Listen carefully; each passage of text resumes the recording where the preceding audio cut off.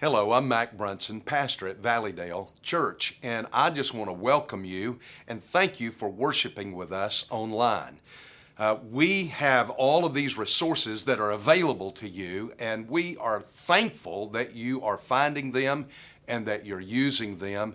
But let me encourage you, get in a local expression of God's body, God's family, wherever you might be. This is no substitute for being with the church.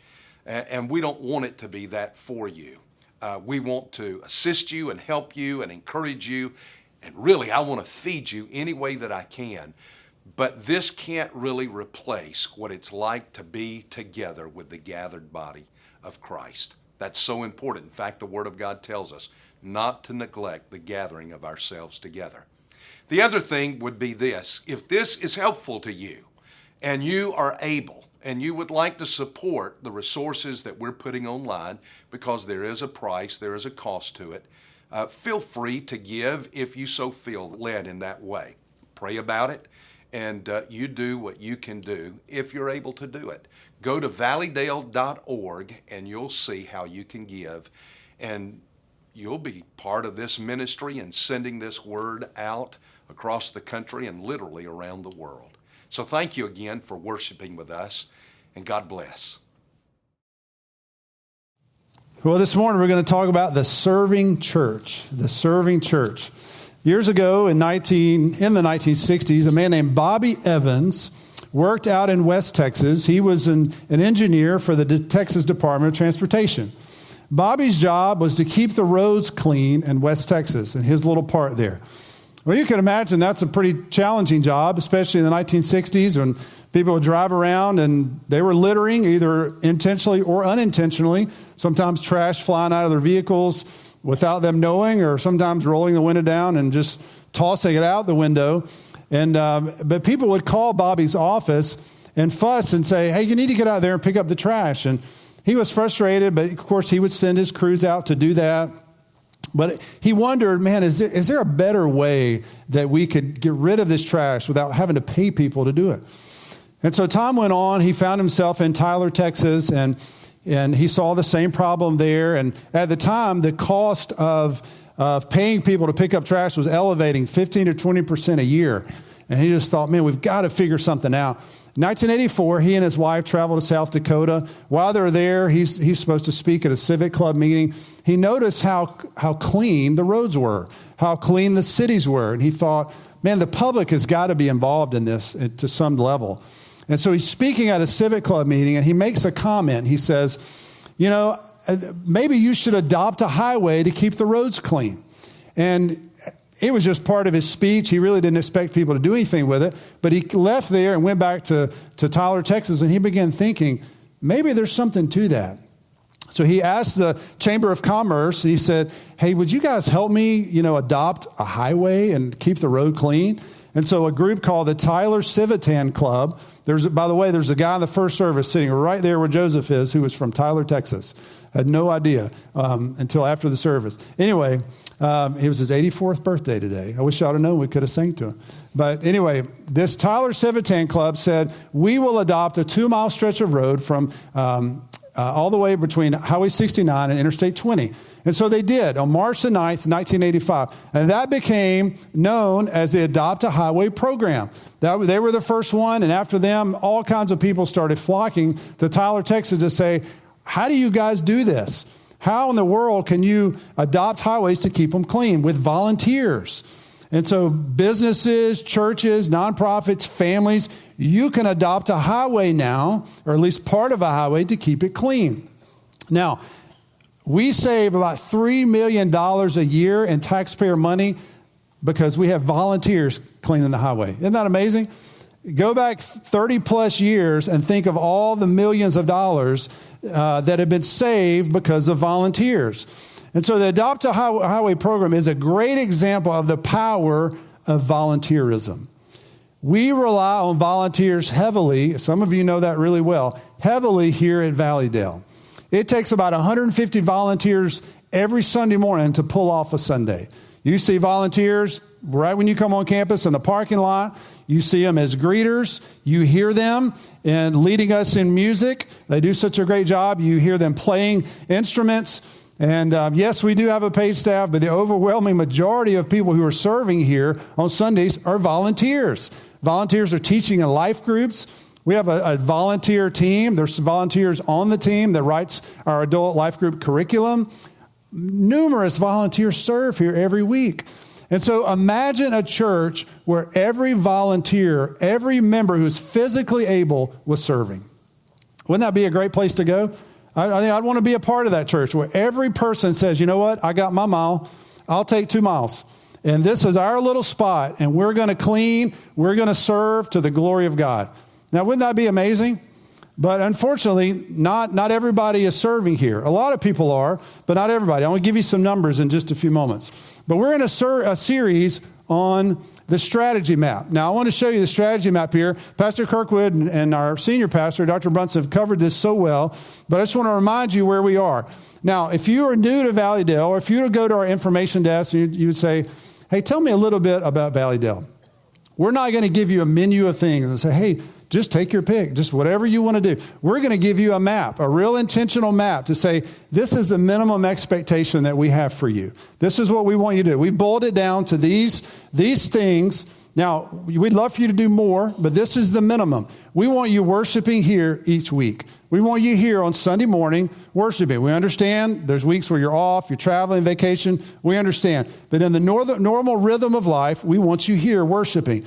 There's also a Discover Valleydale class. This is our membership class. It's a one-time pass-through where you go, you spend a Sunday morning from about 9:30, 9:15 till 11:45 or 12, and you learn more about the church, and we learn more about you. You take a spiritual gifts test, and at the end of that, we say, hey, man, it looks like you're gifted in this. Hey, you really ought to consider serving in this area. You do a pastor chat. You get to know people. That's our Discover Valleydale.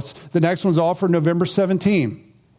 Then we want you connecting in a life group regularly. This is where you get to know people and people get to know you. It's where you're taught the Word of God. It's where you're able to ask questions and you develop biblical Christian community. So we want you connecting in a life group. And by the way, we have about 70 to 85% of you are involved in a life group each week. And that's a huge blessing. Last week was 81%. So we're grateful for that. We'd love it to be higher, but we're grateful for where it's at. And so you might expect me to preach on connecting in a life group, but today I feel led to preach on serving because the numbers in serving are lower. Now, they're still pretty good, but they're lower. In fact, 60% of you serve at least once a month. Now, when I say serving, I'm not talking about mission trips. As important as those are, we value missions, we love missions, but I'm talking about serving on campus in a particular ministry here, okay? That's what we're talking about. So about 60% of you, or 478 of you, serve at least one time a month. Many of you, I recognize you, many of your faces, I know you serve, and we're grateful for you. But that also means 322 of you, or 40%, are not serving. So imagine if we had all 100% serving. Wouldn't that be a great place to be? So the serving church. So that's what we're going to talk about today. So I'm not going to talk about guilt. We're not going to put a guilt trip on you. Although if that would help, I might do it. But I don't think I'm going to. But we want you serving. So we're going to talk about the serving church. And I want to share 5 characteristics of the serving church. And I believe if we will implement these, I think we can close the gap there. And we can be a church where everybody is saying, I got my mile. I got my little spot, and I'm going to serve. Our text for today is 1 Kings 19, verses 19 through 21. 1 Kings 19. This text is the call of Elisha. The call of Elisha. And so let me give you a little intro to the books, 1st and 2nd Kings. Originally, they were all one book, 1st and 2nd Kings. It covers about 413 years of history. Man, when this book began, it was like the heyday of Israelite history. These books were named 1st and 2nd Kings because they record the reigns of 40 kings that led Israel and Judah over a period of years. Now, at the beginning, David is an old man. He's about to transition his reign to his son Solomon. Under Solomon, Israel had its best days, and it was the world power. In fact, you can read in verses 5 through 8 where Solomon was building the temple in Jerusalem. I would have loved to have seen the temple in Jerusalem. It was overlaid with gold. It took him years to build it. I would love to have seen that. And then he spends 13 years building his own palace. First, so a lot of building, a lot of prosperity. There was wealth. 1 Kings 10 describes the amazing wealth that Solomon possessed. In verse 23, it says, King Solomon excelled all the kings of the earth in riches and in wisdom. These were great days for Israel, but unfortunately, things would soon change. In 1 Kings 11, Solomon turned away from God. Remember, it says he loved many foreign women. And because of that, because they didn't worship God, they had a heavy influence on him. They turned his heart away from God. And so because of that, God says, I'm going to punish you. And so after Solomon's death, the kingdom of Israel was divided into two kingdoms. Up north, the 10 kingdoms there, the 10 tribes there rather, were known as the kingdom of Israel. And they were led by Jeroboam. And in the south, you had Judah and Benjamin, and those were known as Judah. And they were led by Rehoboam. And so the rest of 1st and 2nd Kings, if you read through it, is just about king after king after king after king. Some of them were good. The majority of them were bad. There were some high points like Hezekiah, King Asa, and Josiah. There were some of those who turned people back toward God. There was moments of revival. But overall, 1st and 2nd Kings theologically is about the spiritual decline of God's people. I mean, the book opens and you're reading shortly about, the building of the temple. And verse chapter 8 is, Solomon's praising God. And his hands are up in the air and he's worshiping God. And it's a powerful moment. But by the end of 2 Kings, the temple is being destroyed by the Babylonians. And so you just think, how could that happen? How in the world could it go from being such a prosperous, God-fearing people to a divided, evil, wicked culture that's conquered by pagans? And, of course, the north had been defeated years earlier by the Assyrians. Well, the reason it happened was because God told them it would happen. Deuteronomy 11, verses 26 through 32, before Israel entered in the promised land, God says, when you go there, essentially, you're going to be tempted by the gods of the Canaanites. And you're going to be tempted by the Canaanites to worship their gods. So if you obey them, you will experience the curse of God. But if you do not and you worship me, you will experience the peace of God. And so God had already warned them what would happen. But unfortunately, as you know, they turned away from God. And so in 1 Kings 16, there's a king of Israel. His name was Omri. And in verse 25, it said, Omri did more evil than all who were before him. He led Israel into sin. Right after Omri was a man named Ahab. King Ahab comes and he leads the people into Baal worship, this false god of Baal. And so he was the first one who introduced Israel to Baal. And they essentially replaced the God of Abraham, Isaac, and Jacob with this false idol of Baal. And so it says Ahab did more evil than anyone before him. So you just see this downward spiral of spiritual decline. And so in the midst of that, God raised up someone named Elijah. Elijah was a prophet. His name means Yahweh is my God. And Elijah, he ministers, I think this is so interesting. He ministers alone for the first part of his life, at least from what we can see. He's going here and there, and finally he confronts Ahab, and he says, you're the one who's troubling Israel. And so Elijah and Ahab call all these people to Mount Carmel. And at Mount Carmel, there were 450 prophets of Baal. There were the people of Israel. And they made a deal. They said, let's call out. You call out to your God. Elijah says, we'll call out to our God. Whoever answers, that one is God. And they said, okay. And so the prophets of Baal, they did their thing. They're calling out for hours. They're cutting themselves. And all this is going on. And Elijah starts taunting them. Maybe you should talk louder. Maybe he can't hear you. Maybe he's asleep. Maybe he's off somewhere. And they're going through all this motion. And then finally Elijah says, okay, enough. He repairs the altar, and then he prays, essentially, God, make yourself known here today. And then boom, fire from heaven falls down. And the people of Israel found out the Lord, he is God. The Lord, he is God. It's just real clear. No one answered here, but wow, we saw fire from heaven here. So he is the true God. And so they fall down and worship. The prophets of Baal were killed. And you would think that was the end of Baal worship, but it was not. It would continue.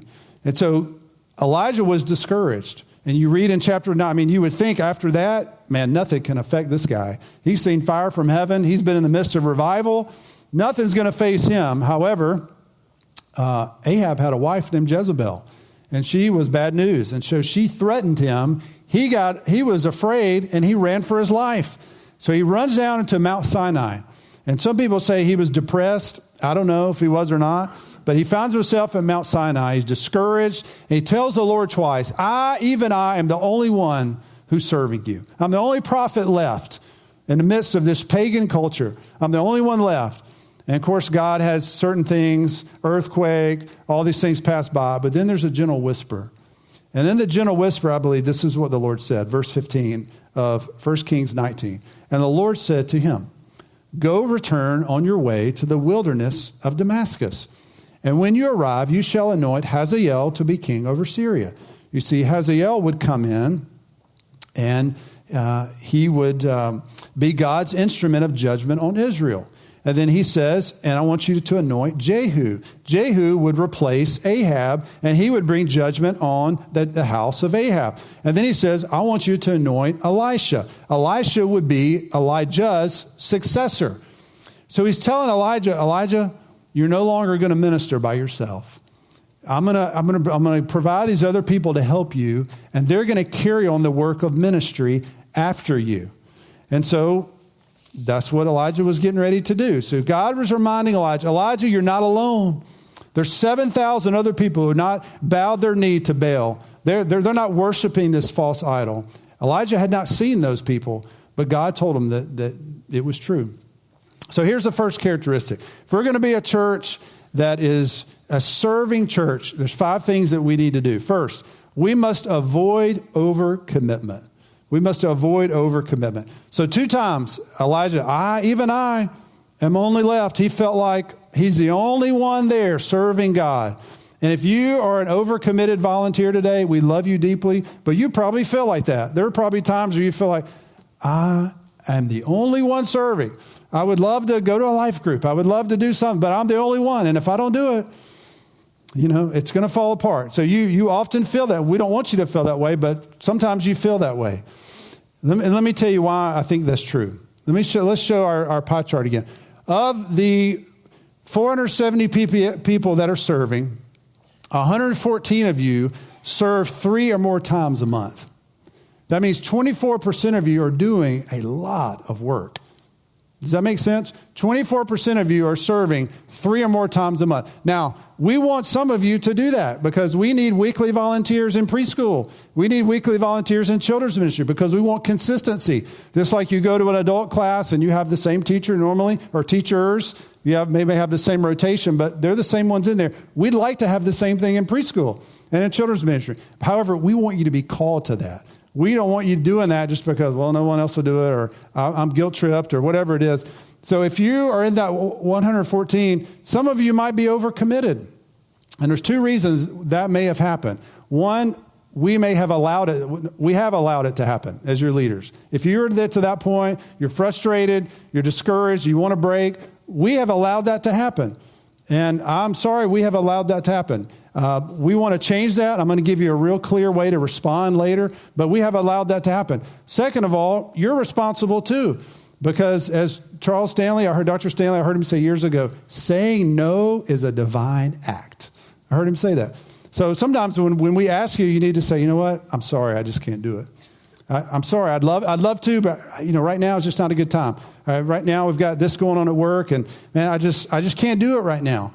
And so what Elijah needed to know is that overcoming Baal worship, it didn't just happen because Mount Carmel was a great spiritual experience. It was going to take years, and it would extend beyond his life, and it would include other people. So other people were involved, these 3 particularly. And so likewise, the church is fighting a spiritual battle. We're fighting Satan and his demons. We're fighting secularism in the culture that we see. Ephesians 6 says your battle is not against flesh and blood. So this is a battle that takes all of us. It's not a battle where some of us can just stay on the sideline and say, I don't think I'm going to engage. No, we need all of you. We need all of you because when we don't, some of us get discouraged. Some of us get burdened and we get overcommitted. So that's why if we all have our little mile, our little 2 miles, man, we can focus on that. We can do a good job with that. So Elijah leaves, and look what he does first. Verse 19. So he departed from there, from Mount Sinai, and he found Elisha, the son of Shaphat. Now, God had mentioned Elisha last, but that's where he goes first. The other two would be anointed later in 2 Kings. Elijah wouldn't even be involved in that. Elisha would be involved in that. So Elijah goes to Elisha first, and his hometown was Abel-Meholah. Abel-Meholah, we believe, was located 23 miles south of the Sea of Galilee, 10 miles west of the Jordan River. So this was fertile soil, a great place to be a farmer. That's what Elisha was. He was a farmer. And so Elijah shows up, and he sees him plowing with 12 yoke of oxen in front of him. Now, either that was a communal field, and there were other families and other servants involved, but I believe the other option is that Elisha was from a wealthy family. They had a large field. They had plenty of livestock to plow that many fields. They had plenty of servants to run the other 11 oxen. But Elisha's all the way in the back. And he's just doing what farmers do. And so Elijah passes by, and he throws his cloak upon Elisha. Now, the cloak was an outer garment that was probably made of animal skin. And he doesn't say anything. He just takes it off and throws it toward Elisha. And, you may think, what does that mean? Well, it symbolized the transference of prophetic power from Elijah to Elisha. What it meant was, hey, you're going to be my successor. I don't have to say anything, that you're my successor. It was a clear invitation that the transference of prophetic power was transferring from Elijah to Elisha. So it was an invitation for Elisha to walk away from all that he knew and start following Elijah. Man, what an invitation, right? What an opportunity. Now, how would he respond? How would he respond? So this leads us to our second characteristic today of a serving church. If we're going to be a serving church, we must extend a clear invitation to you. We must extend a clear invitation to you. As a church, some of you may be in that 40% and you go, man, I'd love to serve. I don't have a clue what to do. No one's told me. No one said anything. Maybe you're new here and you think, man, I'd love to serve, but I don't know the next step. And so sometimes we think we communicate things, but maybe we don't as clear as we think we are. And so I'm going to give you a chance later in the service, just give you a heads up. We'll give you a chance later in the service to respond, okay? Just a real clear, simple invitation. So how did Elisha respond? Well, it says that Elijah passed by him, cast his cloak upon him, verse 20, and he left the oxen. Just pictured right in the middle of what he's doing. Just walk away. Just everything changes. He left the oxen and ran after Elijah and said, let me kiss my mother and my father and my mother, and then I will follow you. And so, man, he's got a great relationship with his parents, but Elisha realizes things are about to change. If I follow him, my relationship with my parents are now subordinate to my call to follow Elijah. He's going to be the priority in my life now. Things are going to be different. And so let me go tell them bye. So he willingly responded. It was clear. Elisha complied with Elijah's call to him. Then Elijah said, go back again, for what have I done to you? That's an odd saying to us, but here's what it means. Do as you please. That's what Elijah's saying. Do as you please. And the reason he's saying that is because Elijah didn't call him. God called him. The call was through Elijah, but Elijah was just the messenger. The call was from God to Elisha. And so Elijah is saying, hey, I'm not the one calling you here. God told me on Mount Sinai, I'm just coming here to be obedient, to cast this cloak upon you. Now it's your responsibility. You do as you please. It's your decision. God's not going to make you do it. But if you want to be in on this, then now's the time. I was listening to a podcast the other day, and it was about a guy. He's a New York Times best-selling writer. This is not in my notes. He's a New York Times best-selling author, and I had never heard of him, but Courtney has. And apparently, he's just written numbers and numbers of books. He said growing up, he was not a good writer. Didn't do well, apparently, in his English class. Never thought he would be anything of a writer. But he got saved and felt God was calling him to start writing. And he didn't do anything with it at first. Whether I don't know if it was fear or if he just felt inadequate, whatever it was. He said in a process of 10 months, or he waited about 10 months, and in the process of, I want to say maybe 3 weeks, he had 2 different people said the same thing to him. They said, if you don't use your gift to writing, God's going to use someone else. And he realized, and he was convicted because he knew God was putting a call on him, and it was either use it or God's going to take that anointing and he's going to put it on somebody else. God will equip us to do certain things, and then either it's our responsibility, our choice to say, yes, God, I'm in, or no, God, I'm fearful, or whatever it is, and we just miss out on the blessing of God. God will use somebody else. He'll raise up someone else. And man, we just get to miss out. I think, how sad. Why would you want to miss out on what God's doing? And so here's the third thing. If we're going to be a serving church must have favorable responses from its volunteers. A serving church must have favorable responses from its volunteers. That is, we must extend a clear call to say, hey, here's a need. But then, man, you guys got to say, hey, we'll do it, or we don't have any volunteers. And so this was not Elijah's idea. God put it on his heart. So as your leaders, as your shepherds, we should talk to God before we talk to you. Before we're coming to you to say, hey, we've got a need and so, we should be on our knees talking to God, saying, God, Father, you know the needs. You know we need a teacher here. You know we need someone here. And then what I've noticed, God will put someone in my mind. God will put someone on our hearts. And then we need to talk to him first before we come to you. And then as we come to you, we should say, hey, John, hey, so-and-so, man, we got a need here. Man, God's just put you on my heart. I don't know if you can do it or not. This may not be the season of life for you, but I just can't quit thinking about you and about this role. And man, I see in you these gifts. And I just think you'd be great at it. So would you consider that? And then, at that point, it's your responsibility to pray about it. To say, well, I appreciate you asking. Let me pray. Let me talk to my spouse, and let's see. And so that's how the process should go. And so, just in case you need a little motivation for volunteering, let me show you some benefits. This is secular research. 5 surprising benefits of volunteering. This was in Forbes magazine. Okay, it's not in the Bible. This is in Forbes magazine. I just think this is interesting. I want to read you the first 3. Volunteering time makes you feel like you have more time. Isn't that interesting?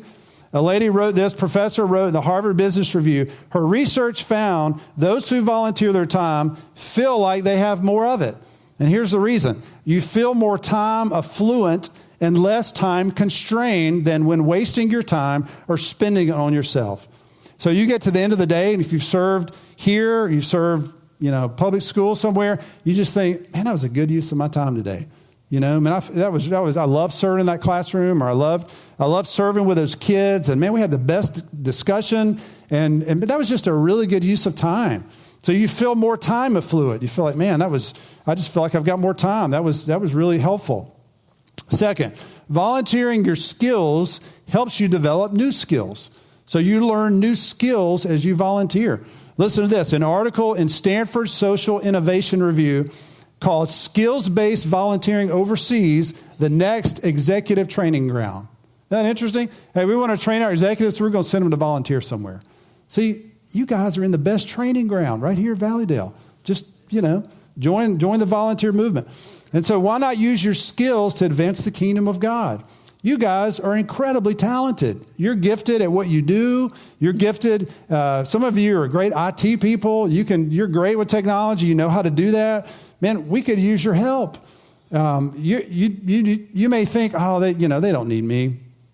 The church I was at before, we did a football camp with the Tampa Bay Buccaneers, and we had hundreds of kids come out for this thing. Had some of them bust in, and it was just an outreach event.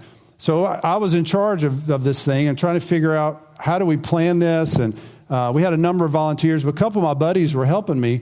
One of them used to be the director of recruiting for football at Ole Miss.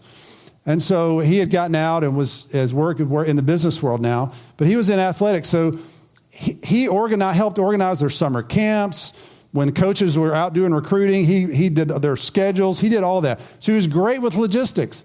So when it came time to plan a football camp, guess who I called?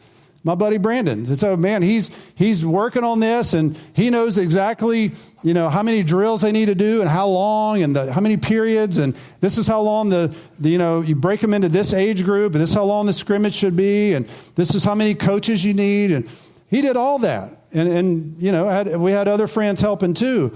But that's the kind of skill set he had. And it was an incredible blessing. So some of you, even if it's not a monthly thing, there's certain things that we do, certain events, and man, some of you are great at planning events. We need you.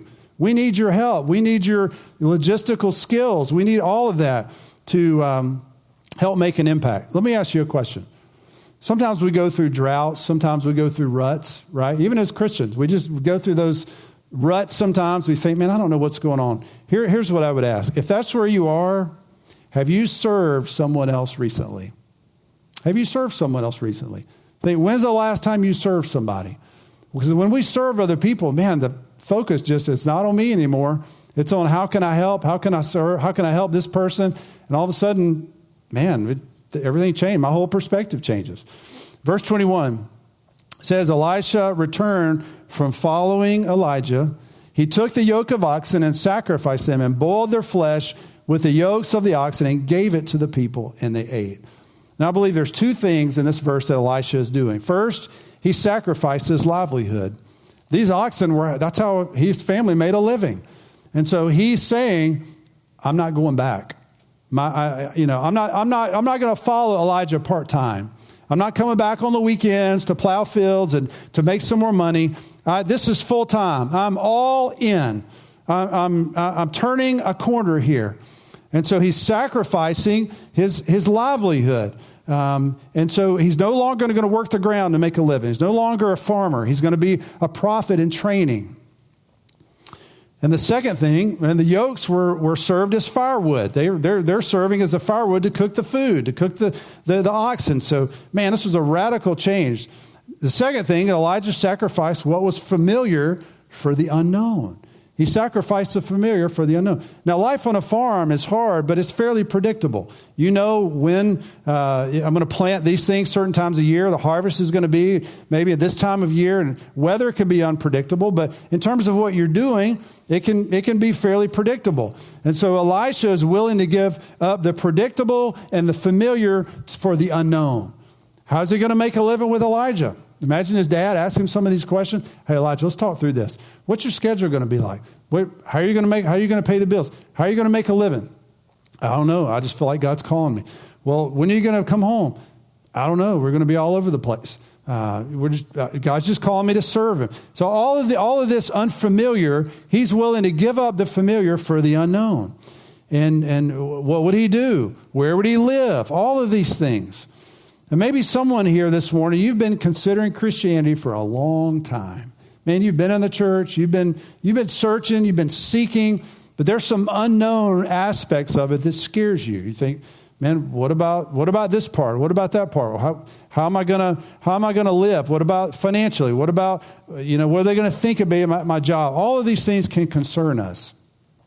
Here's a verse in Romans 8:32 the Lord put on my heart this week. He who did not spare his own son, but gave him up for us all, how will he not also with him graciously give us all things?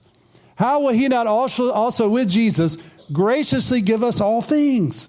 So in other words, God doesn't stop giving just at salvation. He provides our need in salvation, but then he just keeps giving and keeps giving and keeps giving. He keeps giving grace. He keeps giving wisdom. He keeps giving time. He keeps giving clarity and direction and all these things. So we don't have to worry about the unknown. All we have to do is follow and just trust that God's got this. So the fourth thing we need to have in place to be a serving church, we need total commitment to Jesus. We need total commitment to Jesus. I'm not asking you to be totally committed to Valleydale. I'm asking you to be totally committed to Jesus. See, Elisha realized God was calling him. This wasn't just a human call from Elijah. This was a divine call from God. So Colossians 1:18 teaches us that Jesus is the head of the church. This is his church. We're here to serve him. So commitment to Jesus will propel you to serve Jesus in his church. So if you love Jesus, then you're going to love his bride, which is the church. And so Jesus wants our total commitment. In Luke 14, Jesus said this, so therefore, any one of you who does not renounce all that he has cannot be my disciple. See, the Christian life is about total commitment. It's not about, I'm going to do it halfway, I'm going to do it part-time, I'm going to stay in the world a little bit, I'm going to follow Jesus a little bit. It's all in, all total commitment to Jesus. And maybe that's why some of you are so frustrated this morning. Jesus is greater than Elijah, and he's calling total commitment for you, and you're trying to be in the world and do this, and I'll show up here, but I'm going to go here and do that, and it's just not working. And so I would ask, is your past over, just like Elisha's was? Are there things you need to bring and sacrifice, just like Elisha did? Sacrifice his livelihood. Are there things in your life that you need to go, you know what? I've been putting way too much importance on success or whatever it is God brings to mind. Maybe I just need to offer it up. I need to offer it up as a sacrifice to say, God, I'm not going back. I'm just trusting. I'm not going back. And so you and I, we can't move forward with total commitment with Jesus until we sacrifice whatever those things are, whatever he brings to mind. Listen, I'm not saying try harder today. I'm not saying we need you here more and we want you trying harder. Here's what I'm telling you to do. Surrender more. Surrender more. Just say, God, Jesus, I love you. I worship you. I'm surrendering everything to you. And if you tell me to do something, I will do it. That's all I'm saying. Don't try harder. Surrender more. And then whatever God tells you to do, just be willing to do it.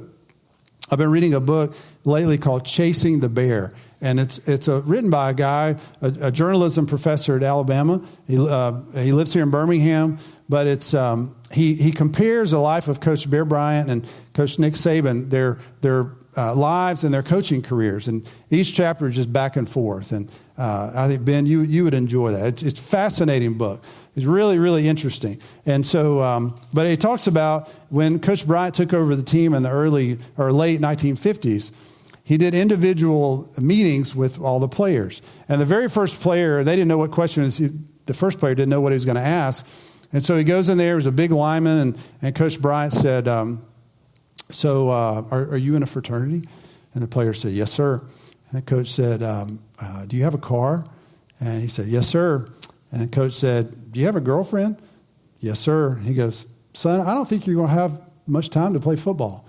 You see, he was looking for total commitment. And he's not looking for players that are going to be so distracted to think, I don't have time to do football. I'm involved in so many other things. And anything less to him was unacceptable. And so, Jesus demands total commitment from his followers. It's not, serve me when you can. No, we serve him because we love him and we want to serve him. And so that's the kind of commitment he's looking for. Now, one final thing I want to show you. Now that my time's gone, let me show you one final thing. Verse 21. And he returned from following him, and we talked about that. Then the very last part. Then he arose, that is, Elisha arose and went after Elijah and assisted him. That term for assisted is sarut. It's in the intensive stem, and it means he ministered to him, he served him. That's what it means. He served him. And it talks about serving a person. He's serving a person. And it's used of Joshua. Remember Joshua was Moses' servant. It's used of Samuel in 1 Samuel 2:11, where Samuel ministered to the Lord. He served him.